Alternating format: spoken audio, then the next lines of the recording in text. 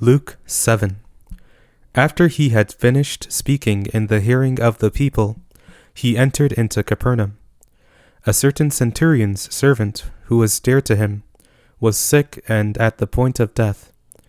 When he heard about Jesus, he sent to him elders of the Jews, asking him to come and save his servant.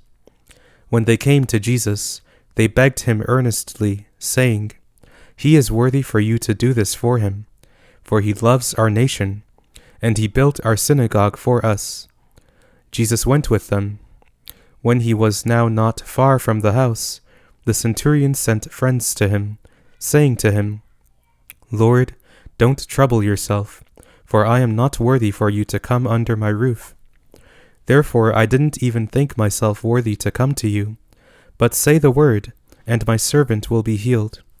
For I also am a man placed under authority, having under myself soldiers. I tell this one, 'Go,' and he goes, and to another, 'Come,' and he comes, and to my servant, 'Do this,' and he does it." When Jesus heard these things, he marveled at him, and turned and said to the multitude who followed him, "I tell you, I have not found such great faith, no, not in Israel." Those who were sent, returning to the house, found that the servant who had been sick was well. Soon afterwards, he went to a city called Nain. Many of his disciples, along with a great multitude, went with him. Now when he came near to the gate of the city, behold, one who was dead was carried out, the only son of his mother, and she was a widow. Many people of the city were with her. When the Lord saw her, he had compassion on her, and said to her, "Don't cry." He came near and touched the coffin, and the bearers stood still. He said, "Young man, I tell you, arise." He who was dead sat up and began to speak, and he gave him to his mother. Fear took hold of all, and they glorified God, saying, "A great prophet has arisen among us, and God has visited his people."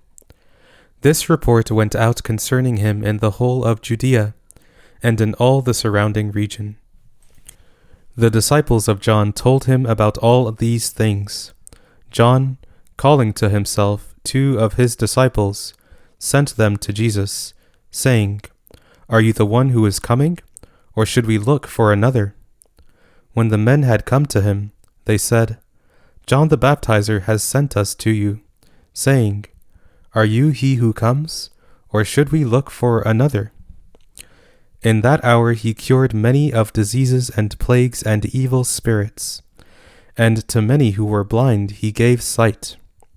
Jesus answered them, "Go and tell John the things which you have seen and heard, that the blind receive their sight, the lame walk, the lepers are cleansed, the deaf hear, the dead are raised up, and the poor have good news preached to them. Blessed is he who finds no occasion for stumbling in me." When John's messengers had departed, he began to tell the multitudes about John. "What did you go out into the wilderness to see? A reed shaken by the wind? But what did you go out to see? A man clothed in soft clothing? Behold, those who are gorgeously dressed and live delicately are in kings' courts. But what did you go out to see? A prophet? Yes, I tell you, and much more than a prophet. This is he of whom it is written, 'Behold, I send my messenger before your face, who will prepare your way before you.' For I tell you, among those who are born of woman, there is not a greater prophet than John the Baptizer, yet he who is least in God's kingdom is greater than he." When all the people and the tax collectors heard this, they declared God to be just, having been baptized with John's baptism. But the Pharisees and the lawyers rejected the counsel of God, not being baptized by him themselves.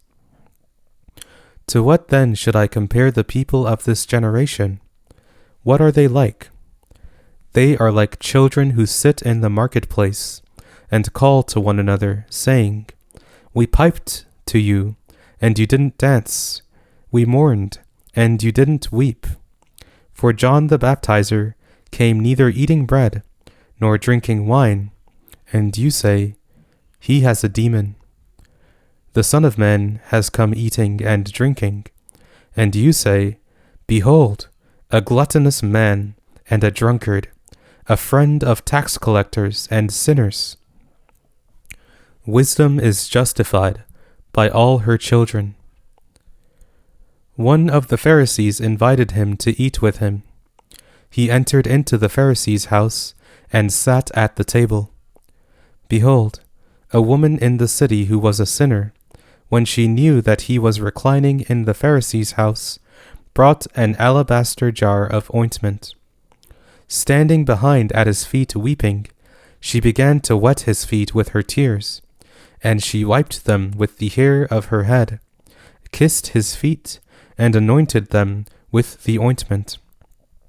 Now when the Pharisee who had invited him saw it, he said to himself, This man, if he were a prophet, would have perceived who and what kind of woman this is who touches him, that she is a sinner. Jesus answered him, Simon, I have something to tell you. He said, Teacher, say on. A certain lender had 2 debtors. The one owed 500 denarii, and the other 50. When they couldn't pay, he forgave them both. Which of them therefore will love him most? Simon answered, He, I suppose, to whom he forgave the most. He said to him, You have judged correctly. Turning to the woman, he said to Simon, Do you see this woman? I entered into your house, and you gave me no water for my feet, but she has wet my feet with her tears, and wiped them with the hair of her head. You gave me no kiss, but she, since the time I came in, has not ceased to kiss my feet. You didn't anoint my head with oil, but she has anointed my feet with ointment. Therefore I tell you, her sins, which are many, are forgiven, for she loved much. But one to whom little is forgiven, loves little. He said to her, Your sins are forgiven. Those who sat at the table with him began to say to themselves, Who is this who even forgives sins? He said to the woman, Your faith has saved you. Go in peace.